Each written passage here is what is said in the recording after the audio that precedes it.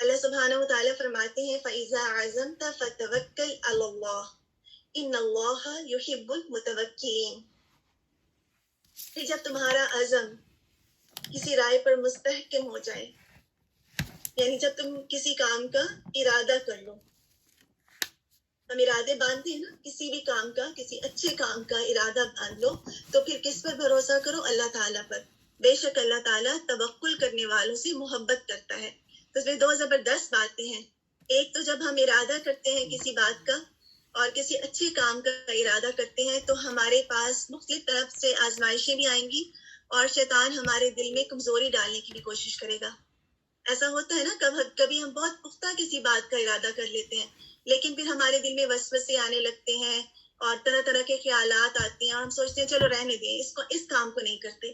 لیکن جب ارادہ کر لیا ایک بار اور پختہ ارادہ کر لیا، اس کے لیے دل میں ایک عزم باندھ لیا، تو پھر بعد میں آنے والے خیالات، وسوسوں یا لوگوں کی طرف سے مخالفت یا حالات کی وجہ سے اس کو چھوڑنا نہیں. کیوں نہیں چھوڑنا؟ کیونکہ اللہ تعالیٰ پر بھروسہ کرنا ہے. کیونکہ اگر ہم اللہ تعالیٰ پر بھروسہ کریں گے تو آپ بتائیے اس آیت سے کہ ہمیں کیا حاصل ہوگا؟ قرآن میں یہ جو آیات ہے نا، ان اللہ یحب التوابین، ان اللہ یحب المتطہرین، یحب المتوکلین، یہ بہت زبردست آیات ہیں کہ ہم چاہتے ہیں اللہ تعالیٰ ہم سے محبت کرے. اگر ہم ایسا کریں گے کہ ہم نے کوئی ارادہ باندھا، مثال کے طور پہ آپ لوگوں نے اس وقت جو ہمارا اپیرنٹلی جو کیا ہے، آپ نے قرآن کا کورس جوائن کیا ہے، آپ نے ارادہ کر لیا، باندھ لیا، اب جو بھی ہے تو اس پر قائم رہنا ہے، اس کو کسی صورت میں نہیں چھوڑنا. تو اس پر کیوں قائم رہنا ہے؟ کیونکہ اللہ تعالیٰ قائم رکھیں گے نا. جب ہم اللہ تعالیٰ پر بھروسہ کریں گے پھر اللہ تعالیٰ کی محبت بھی حاصل ہوگی اور اس کی طرف سے مدد بھی آئے گی. جب ہم ورڈ استعمال کرتے ہیں نا کہ کسی چیز پر قائم رہنا یا اس پر جم جانا، تو استقامت کا لفظ استعمال کرتے ہیں. اور استقامت جو ہے قامہ سے ہے، قاف واو میم. جیسے قاف الف میم، قامہ کا کیا مطلب ہے؟ کسی چیز کو کھڑا کرنا، سٹینڈ کرنا، فرملی، مضبوطی کے ساتھ. تو جب ہم کھڑے ہو گئے ہیں، اب کیا ہوگا کہ ہو سکتا ہے کہ بہت تیز پانی کی لہر آئے، سیلاب جیسے آ جاتا ہے نا، اور ہم گر جائیں، یا تیز ہوا چلے اور ہم کہیں کوئی بات نہیں، اب تو بس ہم گر گئے ہیں تو ہم چھوڑ دیتے ہیں. حالات آتے ہیں نا، حالات کے وہ مختلف طرح سے اللہ سبحانہ و تعالیٰ آزماتے بھی ہیں.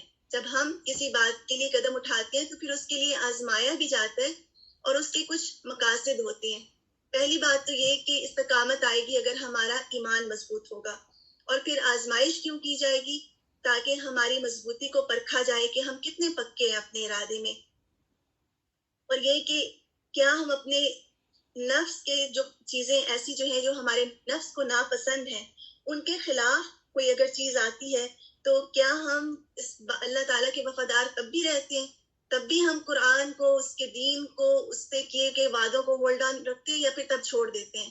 یعنی یہ بھی دیکھا جاتا ہے کہ ہم کتنے زیادہ اپنے سراؤنڈنگ کی جو چیزیں ہیں یا نفس کی طرف سے جو مشکلات آتی ہیں ان کے مقابلے میں کتنے پکے ہیں، اپنے رب کے کتنے وفادار ہیں. یعنی ہماری وفاداری کو دیکھا جاتا ہے.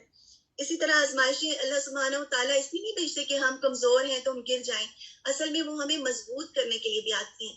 اگر آپ نے کچھ باتیں سن لی، قرآن کا کورس جوائن کیا، کچھ پریشانیاں آئیں، اب جمے رہے، تو اب کیا ہوگا کہ زندگی میں آگے جا کر بڑی مشکل بھی آ سکتی ہے. چھوٹے بچے گرتے ہیں نا بار بار، تو اس سے یہ ہے کہ وہ اس لیے گرتے ہیں تاکہ وہ بڑے ہو جائیں تو ان کی آنے والی جو مشکلات ہیں ان کا مقابلہ کر سکیں. تو ایک وجہ آزمائشوں کی ہمیں مضبوط بنانے کے لیے بھی آتی ہیں. اور پھر یہ کہ آزمائشیں ہمیں اللہ تعالیٰ کی قریب کرتی ہیں. لیکن کب؟ اگر انسان تکبر کا شکار نہ ہو جائے یا انسان ناراض نہ ہو اللہ تعالیٰ سے، شکایت نہ کرے یا ضد کا شکار نہ ہو جائے. کہ تکبر، ضد اور ناراضگی اور شکایت یہ وہ چیزیں ہیں جو اللہ تعالیٰ سے دور کرتی ہیں. تو ان حالات میں استقامت کیسے ہوتی ہے؟ جب انسان تکبر سے بچتا ہے، اللہ سبحانہ و تعالیٰ کی سے کمپلین کرنے سے بچتا ہے، تو بھی اللہ سبحانہ و تعالیٰ اپنے قریب کرتے ہیں اور زیادہ استقامت ملتی ہے. اسی طرح آزمائشیں گناہوں کو دور کرنے کا بھی ذریعہ بنتی ہیں. مومن کی صرف کیا ہوتی ہے کہ دیکھیں آپ کو یہ ٹری نظر آ رہا ہے نا، ہم نے پہلے ٹری کی بات کی تھی کہ اس کی جڑیں بہت مضبوط ہیں. اور اس میں آپ دیکھیے کہ جڑیں تو بہت مضبوط ہیں لیکن اس کے اندر فلیکسیبلٹی ہے. نوٹس کر رہے ہیں آپ تیز ہوائیں اس کو توڑ نہیں رہی، بلکہ وہ جھک ضرور جاتا ہے، حالات انسان کو جھکا دیتے ہیں بعض اوقات، لیکن وہ ٹوٹتا نہیں ہے، کیونکہ اس کے اندر فلیکسیبلٹی ہوتی ہے، اس کے اندر حکمت ہوتی ہے، وہ حالات سے گزرنا جانتا ہے، وہ یہ جانتا ہے کہ یہ مشکل وقت گزر جائے گا۔ تو بعض اوقات طرح طرح کی آزمائشیں آتی ہیں، فائنینشیل پرابلمس آ سکتی ہیں۔ میں کسی اسٹوڈنٹ کو جانتی ہوں کہ ان کی زندگی میں کافی چیزیں گزری، مخالفت ہوئی جب انہوں نے کورس کو جوائن کیا، خاندان کی طرف سے بہت زیادہ مخالفت ہوئی، یعنی ایک پرسن قرآن پڑھنا چاہ رہا ہے اور سب لوگ اس سے ناراض ہیں، لیکن ان سب کی ناراضگی کے باوجود اس نے اسٹوڈنٹ کی جو بات میں کری، اس نے اپنے قرآن کو جاری رکھا۔ پھر یہ کہ لوگ قرآن کی طرف آنے کے بعد ان کے ساتھ چلنا ناپسند کرتے تھے، تکبر ہوتا ہے نا کہ یہ تو قرآن والے ہیں، لیکن اس کے باوجود انہوں نے جاری رکھا۔ پھر ان کے اوپر فائنینشیل پرابلمز آئیں، اور فائنینشیل میں کیا ہوتا ہے کہ اب تو مجھے بس جاب کرنی چاہیے اور یہ قرآن کو میں چھوڑ دوں اور بس دنیا بھی تو حاصل کرنی ہے، لیکن اس کے باوجود وہ استقامت کے ساتھ جمی رہیں۔ اور پھر اس کے بعد بیماری ہوئی، یعنی گھر میں بیماری بھی آئی، اس کے بعد باوجود بھی اولاد کی طرف سے بھی بعض اوقات انسان کو گزرنا پڑتا ہے، اس کی آزمائش بھی آئی، اور پھر لوگوں کی طرف سے بھی۔ تو اس کے باوجود کچھ ایسے لوگ ہوتے ہیں کہ جمے رہتے ہیں، تو ہم بعض کا بچے بیمار ہو گئے یا کچھ ہو گیا تو ہم کورس چھوڑ دیں گے یہ چھوٹی چھوٹی باتوں کی وجہ سے۔ تو جب ایک دفعہ ارادہ کر لیا تو اس کو چھوڑنا نہیں ہے، پورا اللہ سبحانہ و تعالیٰ کروائیں گے، اور جن کی وجہ سے ہم چھوڑیں گے، جن حالات کی وجہ سے، اللہ سبحانہ و تعالیٰ ان کو بھی درست کر دیں گے۔ تو اس طرح گر جانا اور چھوڑ دینا اور چلے جانا کمزور ایمان کی نشانی ہے۔ تو انشاءاللہ ہم اپنا یہی تک رکھتے ہیں، ہمارا آج کا جو سیشن تھا اتنا ہی ہے، اور ہم اپنے اگلے پر جاتے ہیں۔ آج ہماری تفسیر ہے انشاءاللہ۔ آپ سب یہ دعاز پڑھ لیجئے گا، اتنی دیر میں آپ کے لیے جو تجوید کا سیشن ہے اس کو پلے کرتے ہیں، اور اس کے بعد آپ کی تفسیر ہوگی۔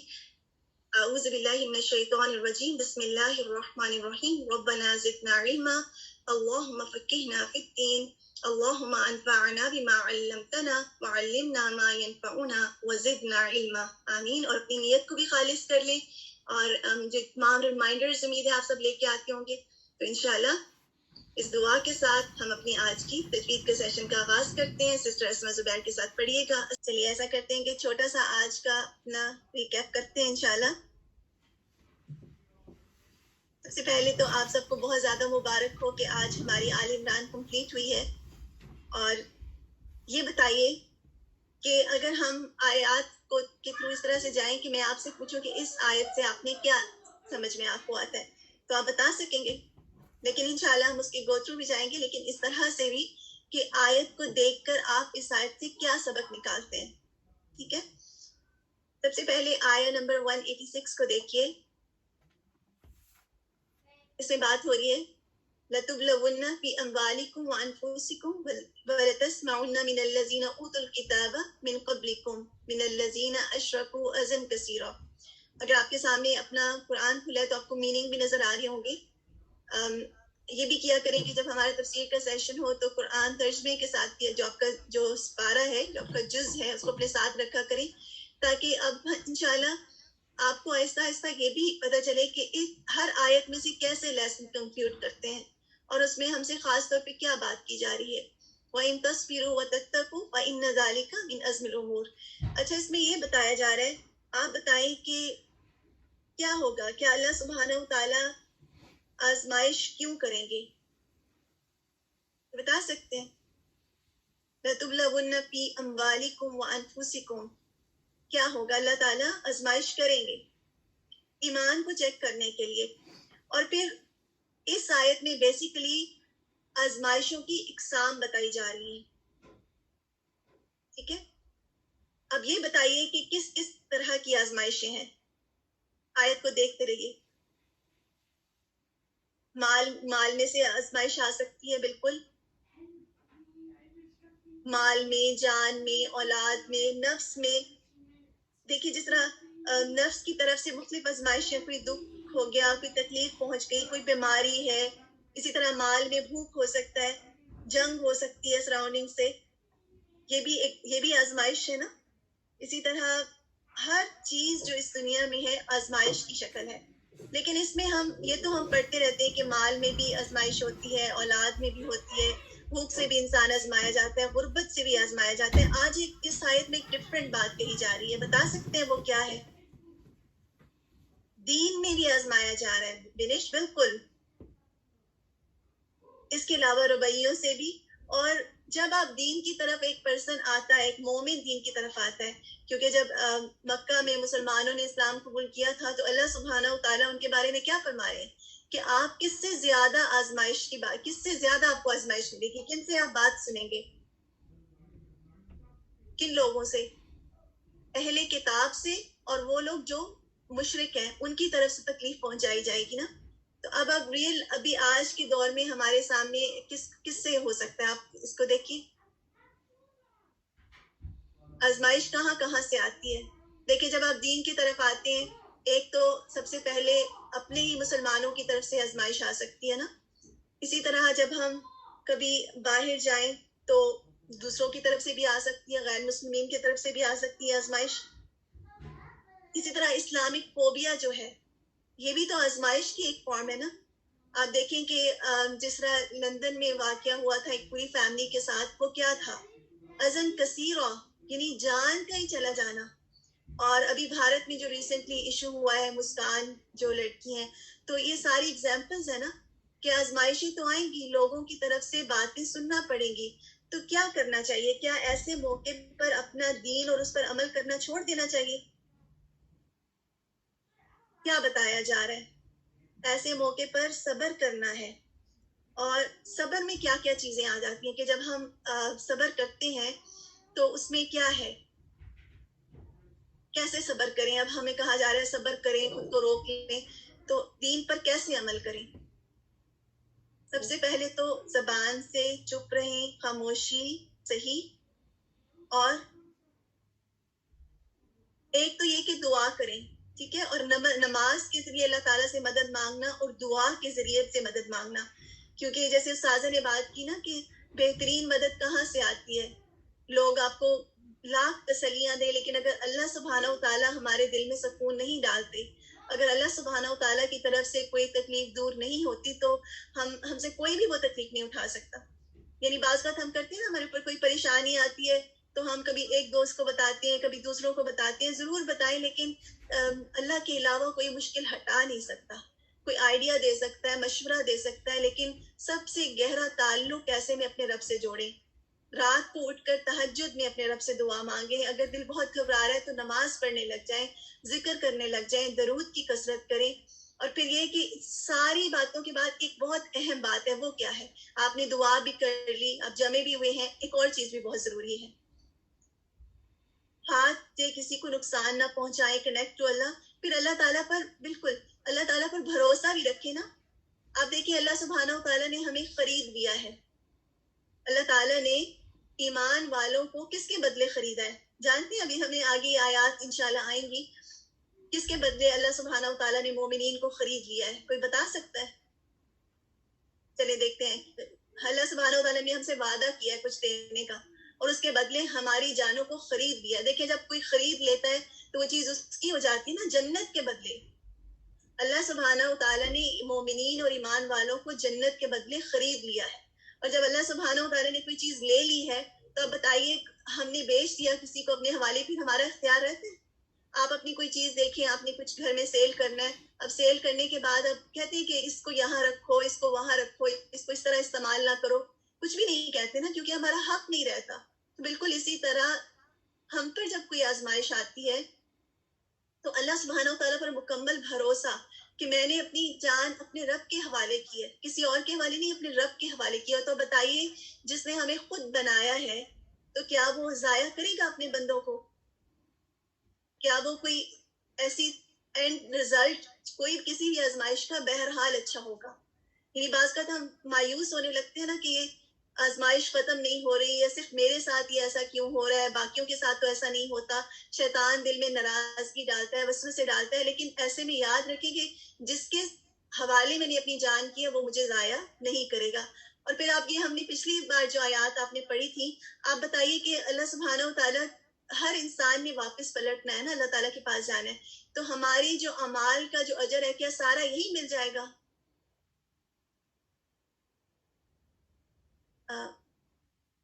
آخرت میں بھی ملے گا نا، دنیا میں بھی ملتا ہے، لیکن بعض اوقات ساری کا سارا اجر یہی نہیں ملتا، آخرت میں بھی ملتا ہے. لیکن ہم اکثر بھول جاتے ہیں نا، ہم سمجھتے ہیں کہ اتنی لمبی ہم نے اتنا اچھا کام کیا، میں کب سے یہ اچھا کام کر رہی ہوں، کب سے میں اپنے رشتے داروں کے ساتھ نبھاتی چلی جا رہی ہوں، لیکن رزلٹ میں مجھے وہ نہیں مل رہا.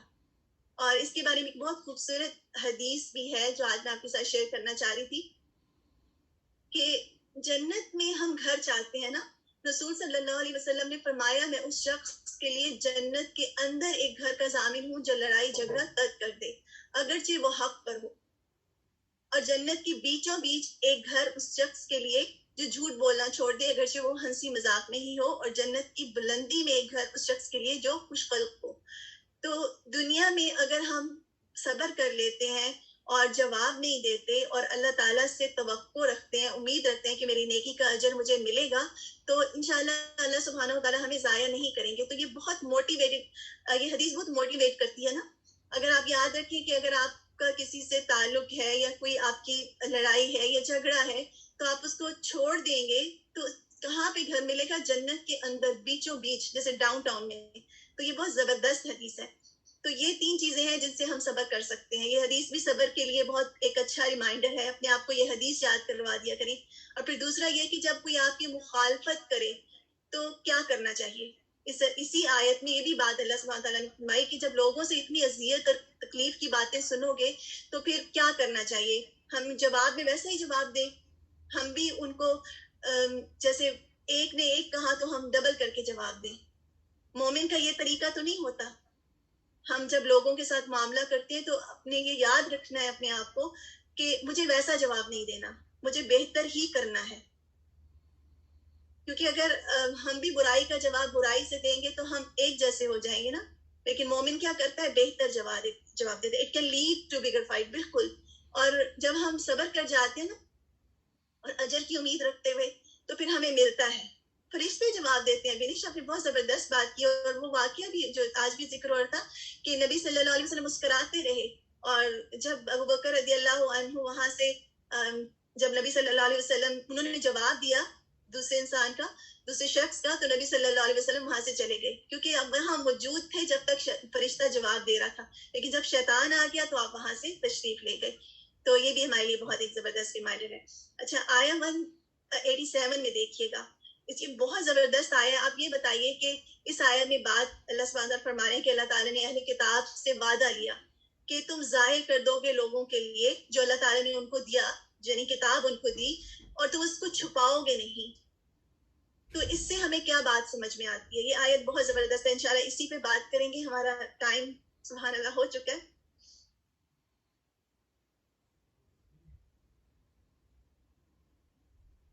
میں 2 یا 3 منٹس اور لوں گی انشاءاللہ.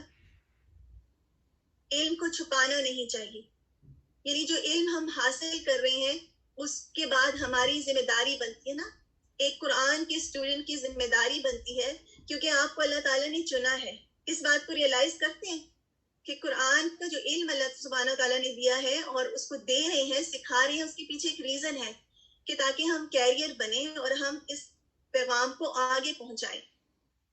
اچھا، وہ کیا کرتے تھے؟ وہ چھپاتے بھی تھے اور پھر انہوں نے کتاب کو پیچھے بھی ڈال دیا تھا. پیچھے کیسے ڈالا تھا اس پر بھی انشاءاللہ ڈسکشن ہے، لیکن میں چاہ رہی تھی کہ آپ اس جو یہ پیری ہے اس کو ضرور پڑھیے گا. ٹھیک ہے؟ اور کس وجہ سے انہوں نے اب کتاب کو پیچھے ڈال دیا یہ بتائیے. ہم کتاب قرآن کو کیوں بھلا دیتے ہیں؟ بہت سارے لوگ کیوں نہیں قرآن کی کلاس کے لیے آتے، کیوں نہیں قرآن کو سیکھتے، کیوں قرآن سیکھتے سیکھتے درمیان میں چلے جاتے ہیں؟ حالانکہ دنیا کے کورسز تو ہم نہیں چھوڑتے.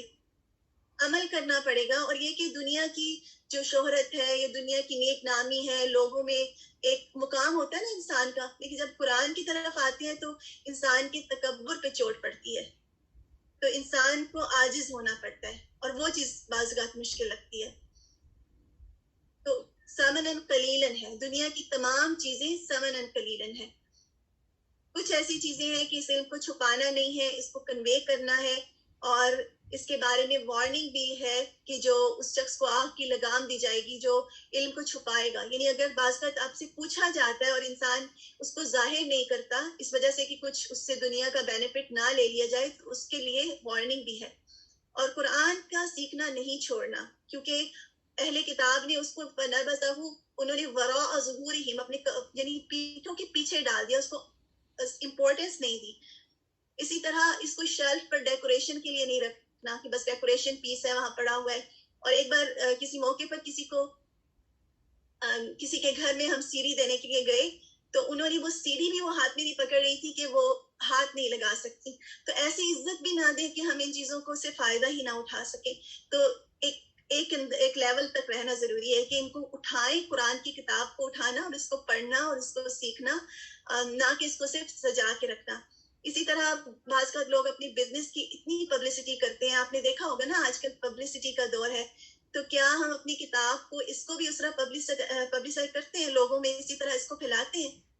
یہ ان لوگوں سے بات ہو رہی ہے جو قرآن کے اٹھانے والے ہیں. یہ چیزیں ہمیں جگاتی ہیں نا, الرٹ کرتی ہیں کہ میں نے اس کتاب کو ایسے نہیں لینا کہ بس پڑھ کے چلی گئی اور پھر کوئی اور کر لے گا اس کا کام, میں تو بس ایک پوری کر رہی ہوں, چلو اب جوائن کر لیا ہے تو سب کیا کہیں گے کہ درمیان میں چھوڑ دیا. اللہ کی خاطر کرنا ہے, پورا کرنا ہے, اور پھر اس کا حق بھی ادا کرنا ہے. اور حق ادا ہوتا ہے جب ہم اللہ تعالیٰ سے دعا کرتے ہیں. اور اس کتاب کو غیر اہم سمجھ کر دنیاوی چیزوں کی خاطر نہیں چھوڑنا. کچھ وقت اس کے لیے بھی نکالنا ہے, کیونکہ بعض وقت ہم سارا وقت ہمارے دنیا کے کاموں میں لگا دیتے ہیں اور پورے ویک میں ہمیں جو 2-3 گھنٹے لگانے پڑتے ہیں ہمیں لگتا ہے کہ وہ بہت مشکل ہے, کیسے نکلے گا, اور پھر ہم دنیا کی خاطر ان 3 گھنٹوں کو بھی چھوڑ کے چلے جاتے ہیں.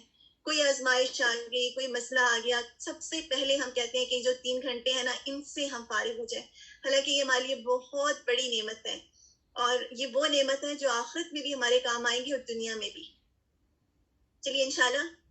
اور دوسری بات یہ ہے کہ یہ تمام چیزیں جن کی خاطر ہم چھوڑتے ہیں وہ سب ثمناً قلیلہ ہے, تھوڑی دنیا کی زندگی کی چیزیں ہیں, اصل جو چیز ہے وہ ہمیں آخرت ملے گی.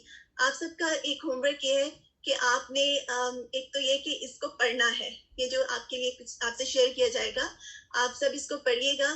میں کوشش کروں گی اردو کی ٹرانسلیشن کے ساتھ بھی آپ لوگوں کے لیے بھیج دیا جائے. اس کے علاوہ ایک ہوم ورک آپ کا یہ ہے کہ آپ نے 3 عمل کی باتیں ان آیات سے, جو آخری جو آیات ہیں آیت نمبر 190 سے لے کر 200 تک, کیونکہ یہ بہت زبردست آیات ہیں اور نبی صلی اللہ علیہ وسلم تہجد کے وقت جب اٹھتے تھے تو یہ آیات پڑھتے تھے اور اس کے بعد وضو کرتے تھے, اٹھتے ہی پہلے آسمان کی طرف دیکھ کے دعا پڑھتے تھے.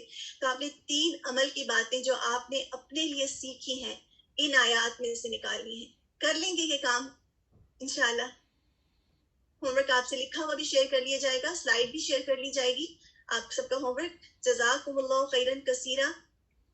میں نے آپ کے کچھ منٹس ایکسٹرا لیے, آپ لوگ بریک لے لیجیے 5 منٹ کی, اور اس کے بعد آپ کی سسٹر شازیہ کے ساتھ آپ کا دعا کا سیشن ہے. بارک اللہ فیکم. السلام علیکم ورحمۃ اللہ وبرکاتہ.